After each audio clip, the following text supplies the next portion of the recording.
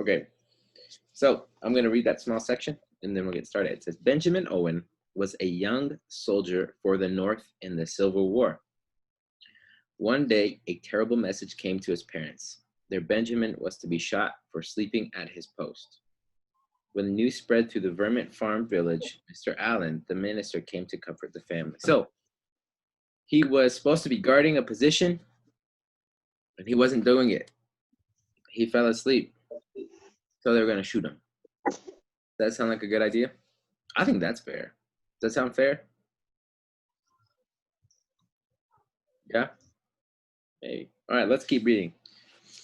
So they had their pastor, the local minister, come to comfort the family. So on the top of page 149, I thought, Mr. Allen, said the sorrowing father, when I gave my Benny to his country, that not a father in all this broad land made so precious a gift. No, not one. The dear boy only slept a minute, just one little minute, at his post. I know that was all, for Benny never dozed over a duty. How prompt and trustworthy he was. I know he fell asleep only one little second. He was so young and not strong, that boy of mine. Why, he was as tall as I and only 18. And now they shoot him because he was found asleep when doing sentinel duty? I should be ashamed, Father, Benny said, when I was a man, to think I never used this great right arm. And he held it out so proudly before me, for my country when it needed it. Okay, next page, 150. It says, go then, my boy, I said, and God keep you. God has kept him, I think, Mr. Allen. And the father repeated these last words slowly, as if, in spite of his reason, his heart doubted them. Like the apple of his eye, Mr. Owen, doubt it not. Blossom, Benny's sister, sat near them, listening with pale cheeks. Now she answered a gentle tap at the kitchen door, opening it to receive from a neighbor's hand a letter. It is from him, was all she said. It was like a message from the dead. Mr. Owen took the letter, but could not break the envelope on account of his trembling fingers. He held it toward Mr. Allen, with the helplessness of a child. The minister opened it and read as follows. Dear Father, when this reaches you, I shall be in eternity. At first it seemed awful to me, but I have thought about it so much now that it has no terror. I thought, Father, that my death might have come on the battlefield for my country, and that when I fell, would be fighting gloriously. But to be shot down like a dog for nearly betraying it, to die for neglect of duty. Oh, Father, I wonder the very thought does not kill me, but I shall not disgrace you. I'm going to write you all about it. But when I am gone, you may tell my comrades. I cannot now. So what does he say when he says, when this reaches you, I shall be in eternity? What does it mean? What do you think it means?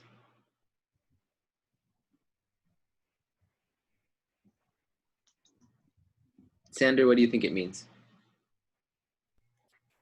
I don't know. You have an idea?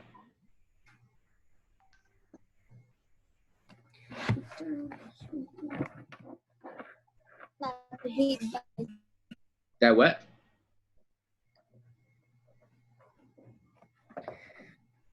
What did you say, Lizzie?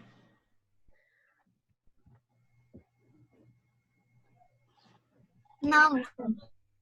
No, you had a good answer. What was it?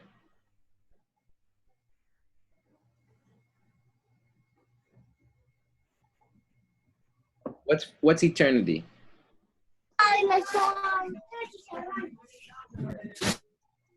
He died. So what he's saying is, when this reaches you, I will be dead. I shall be in eternity. So let's keep reading the second paragraph right here of the letter, all right? Let's keep reading there. You know, I promised Jemmy Carr's mother I would look after her boy, and when he fell sick, I did all I could do for him. He was not strong when he was ordered back into the ranks, and that the day before that night, I carried all his baggage beside my own on our march. Toward night, we went in on double quick, the fastest marching pace, and the baggage began to feel very heavy.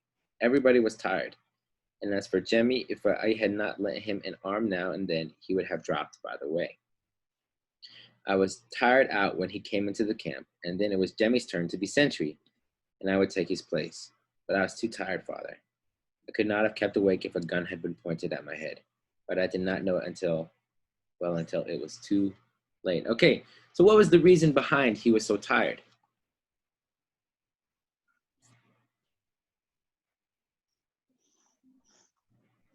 When he came into the camp, He went to the camp, but what was he doing for his friend?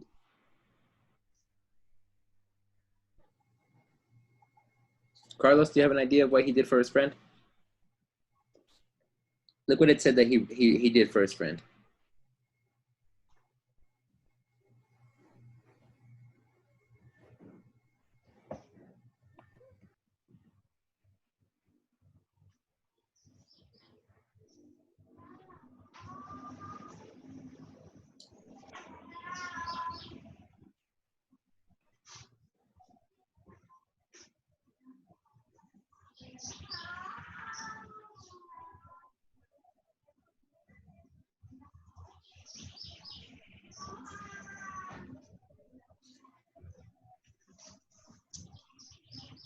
Any ideas? It says it there. He was not strong when he was ordered back into the ranks. And the day before that night, what did he do?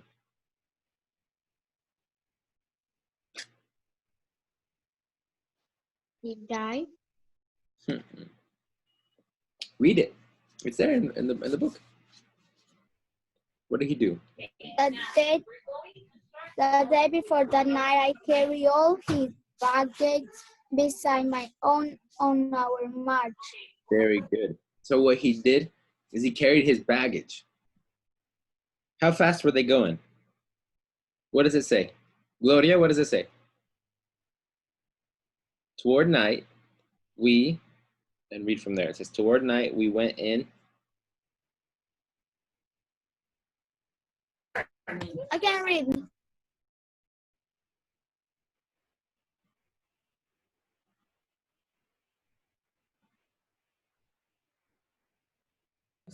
I know, mister. What does it say, Gloria? I know, mister. Okay, Lizzie, wait. We want other people to try.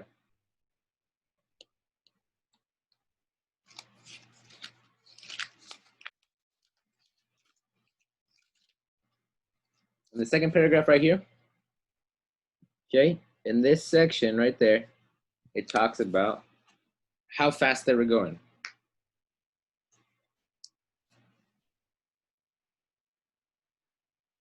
It says, and the day before that night, I carried all his baggage besides my own on our march. Toward night. No, I know. I know you know, Lizzie.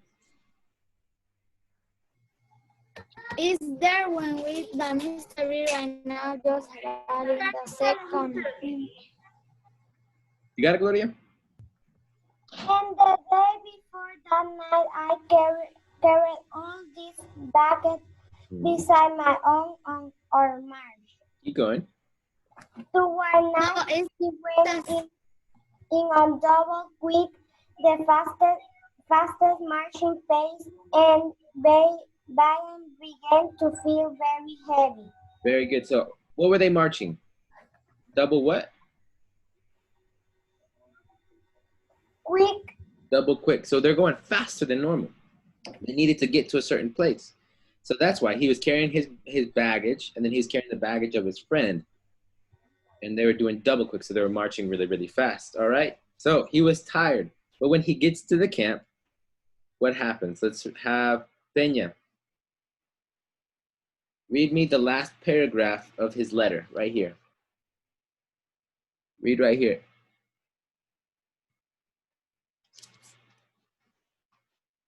So you gotta unmute yourself.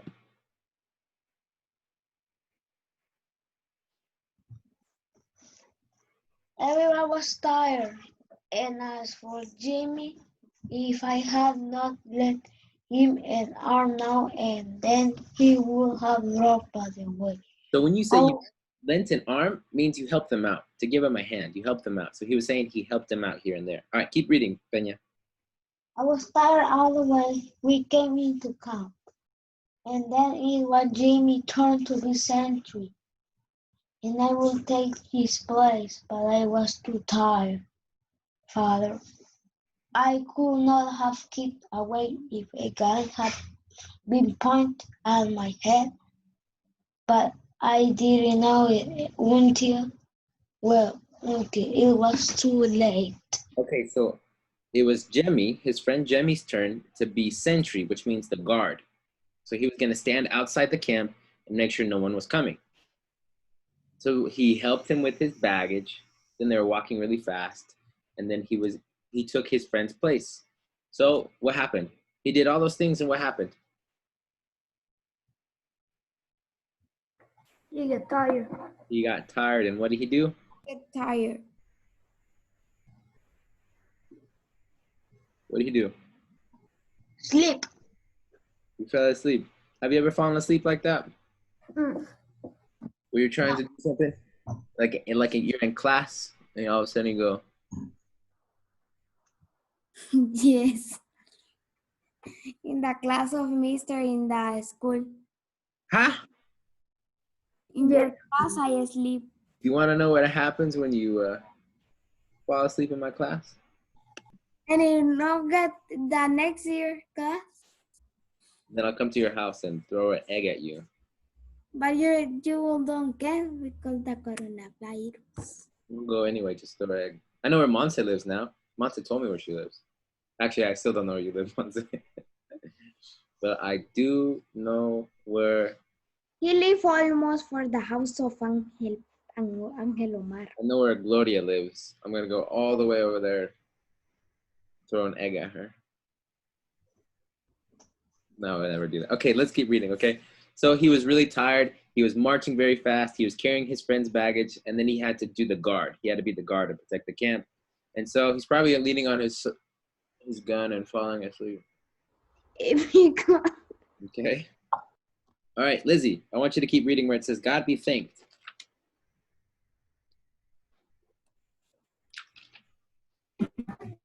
good Mr. God be thanks, interrupted Mr. Owen reverently. I knew Benny was not devoid to sleep carelessly. Very good. All right, now read me the rest of his letter. They tell me today that I have a short reprieve, given to me by circumstance. Time to write to you. Our good Colonel says, forgive him, Father. He only does his duty. He would gladly say me if he could, and do not lay my debt up against Jamie. The poor boy is broken-hearted and cares nothing but beg and entreat them to let him die In my stead. Okay, we're going to stop right there. We're going to talk about, okay, so a cancellation of punishment. That's what reprieve means. So it's a cancellation of punishment. So he's going to write to him, which is what his colonel says. But now, what is Jemmy doing? Remember, Jemmy was his friend. What is Jemmy doing now?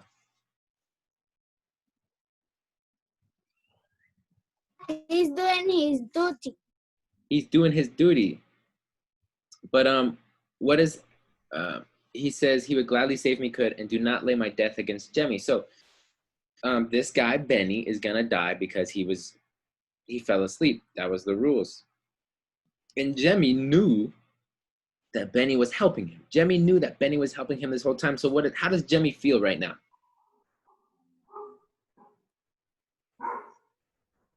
Emilia, how does Jemmy feel?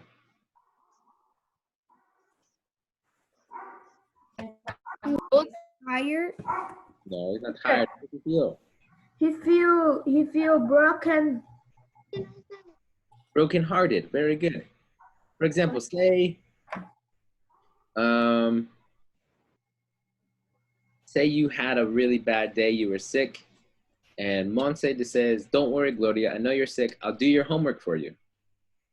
So Monse does the homework for Gloria because she was so sick. She was throwing up. It was gross. And then I catch Monse and I say, Monse, how are you doing the homework for Gloria? You're going to be in trouble. And so Monse gets in trouble for helping Gloria. That's like the same thing, but in this case, he's dying. He's going to die for him. So, of course, he feels brokenhearted. All right, Lizzie, stop messing around and finish reading this.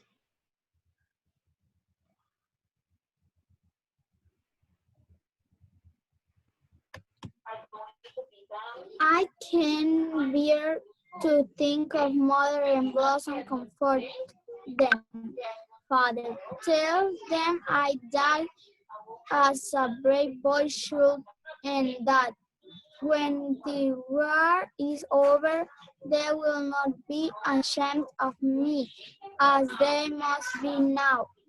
God help me. It is very hard to bear. Goodbye, Father. Tonight, in the early twilight, I should see the castle coming home from pasture, and precious little Blossom standing on the back stoop, waiting for me. But I should never come. God bless you all. Forgive your poor Ben. Very good. All right, I'm going to keep reading from here. Late that night, the door of the back stoop opened softly, and a little figure glided out and down the footpath to the road that led by the mill. She seemed rather flying than walking, turning her head neither to the right nor the left, looking only now and then to heaven, and folding her hands as if in prayer. 2 hours later, the same young girl stood at Mill Depot, watching the coming of the night train, and the conductor, as he reached down to lift her into the car, wondered at the tear-stained face that was upturned toward the dim lantern he held in his hand. A few questions and ready answers told him all, and no father could have cared more tenderly for his only child than he did for Blossom. So Blossom is Benny's sister. So who was that little girl that was walking in the night on the train? Monse, who is it? You have to unmute yourself, girl. Mr. Linda is Blossom? No. His little sister. His little sister Blossom. All right. So let's read what she was doing. Actually, Monse, you read for me. What was she doing? You have to unmute yourself, though.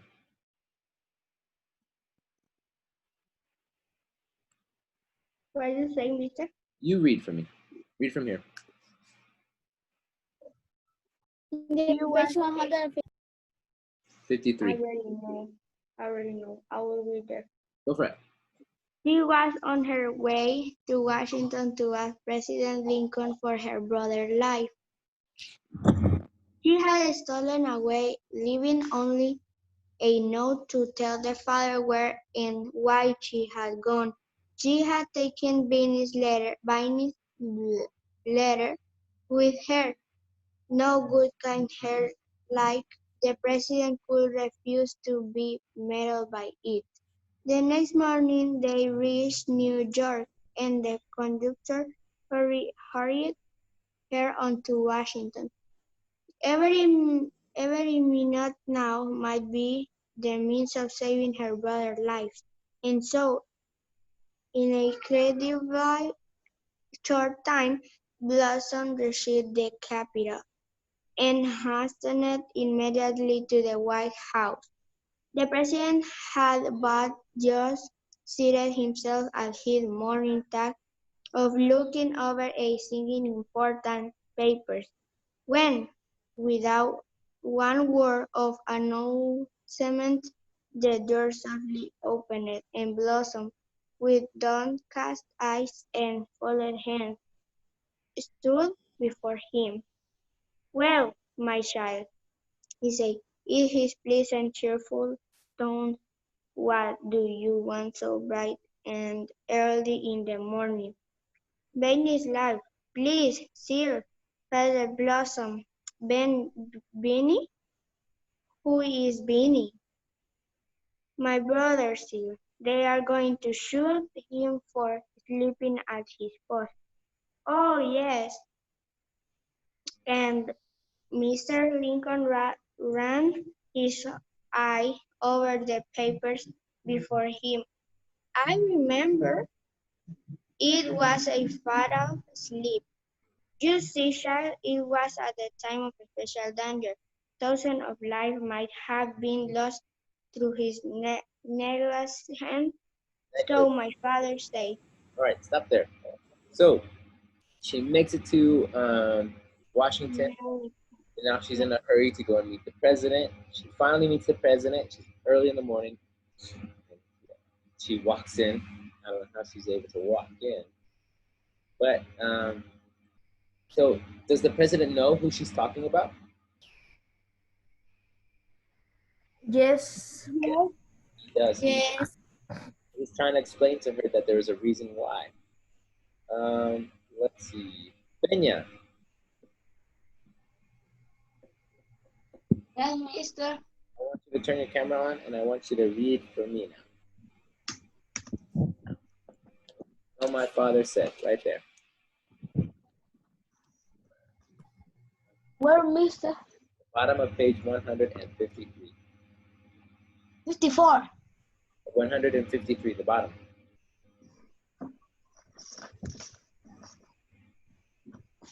Oh, yes. And Mr. Lincoln. No, so my father said. Father said. Make sure you're paying attention. So my father said, replied Blossom gravely, but poor Benny was so tired, sir, and Jeremy so weak. He did the work of two, sir, and it was Jeremy night not his.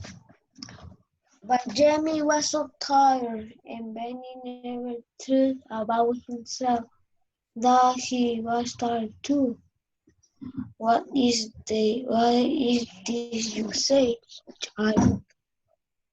Come here, I do not understand.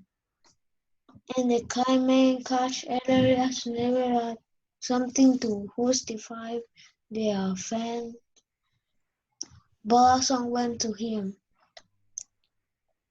He put his hand tightly on her shoulder and turned up the broad, anxious face toward his.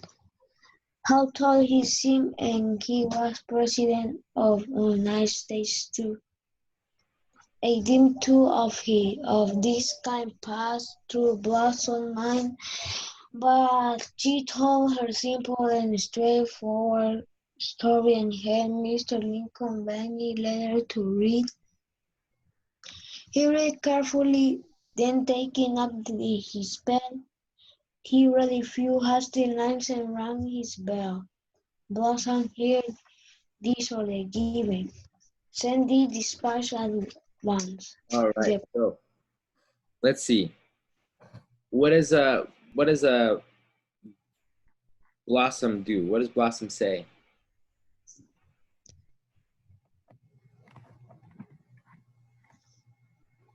What did he do?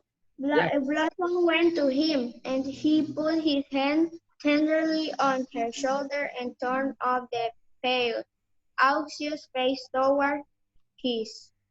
All right. So she goes to him and gives him the letter from Benny, and explains that it wasn't Benny's fault. He was helping somebody else. He was doing the work for two. And the president seemed curious and interested. So he said, come here. And so she walks to him. And what do you think he does? He reads the note and then takes his pen. He writes a few haste lines and rings his bell. And he says, send this dispatch at once. What do you think he does? What? What do you think he does? What do you think he did?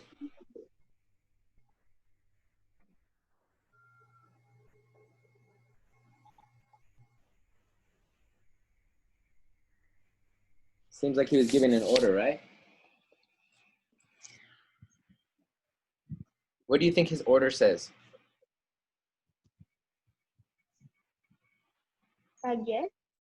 To kill him. To kill Benny? Yes. You think he said to kill Benny?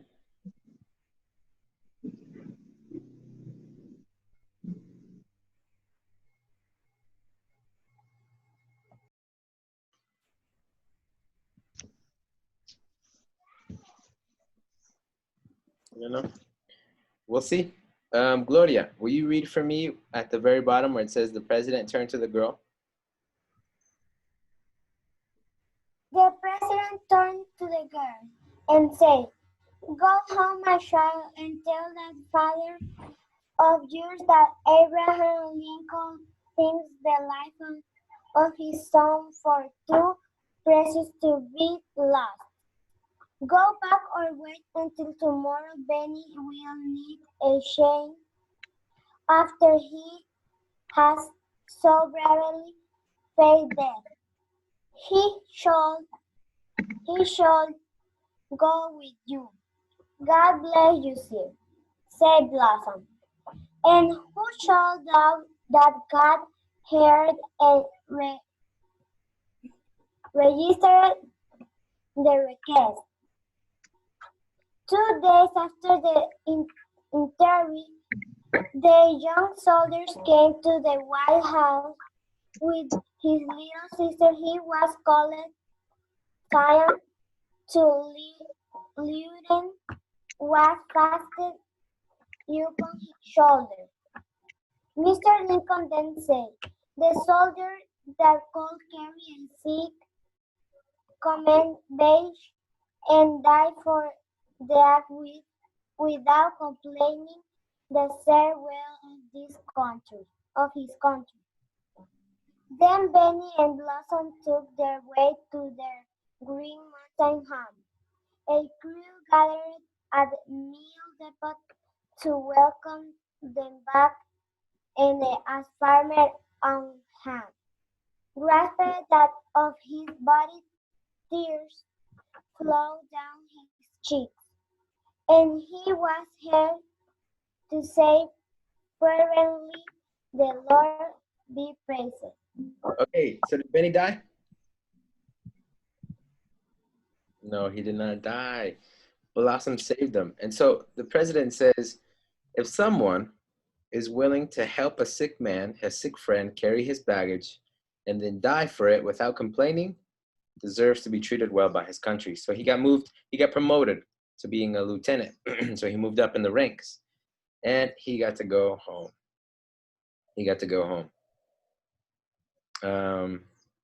So did it end happy? It did end happy. Okay, let's read through the questions first, and then we're about to be done. So the first question says, why did Benny fall asleep at his post? Okay, remember he fell asleep, but why did he fall asleep?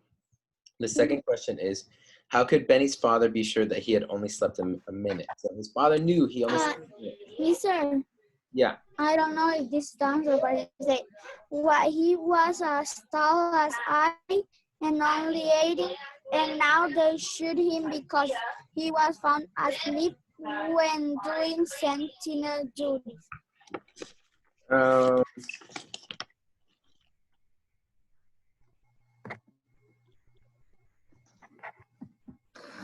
Around there. It's in the first part of that what you just read. All right, number 3. It says, was Benny angry with the men to death? And then I know he fell asleep only 1 little second. He was so young and not strong, that boy on mine. That is.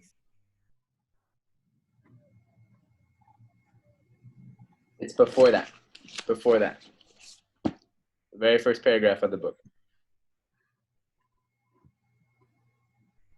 I knew Benny was not the boy to sleep careless. Keep reading. But why?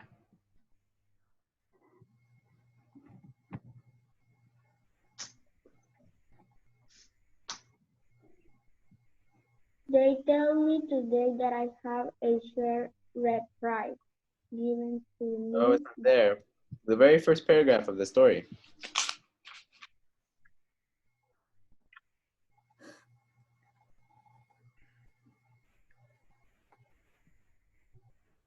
In the little letters. No. Right here.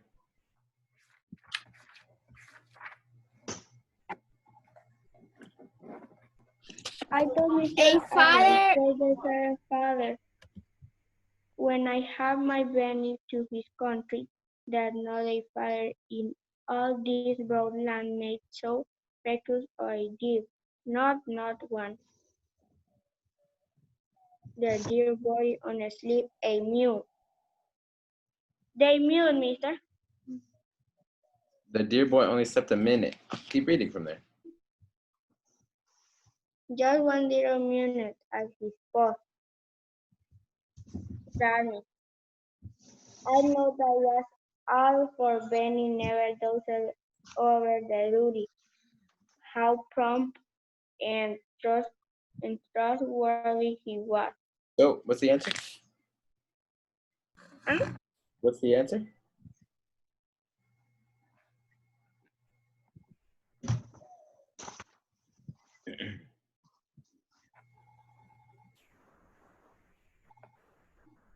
For Benny never dozed over a duty.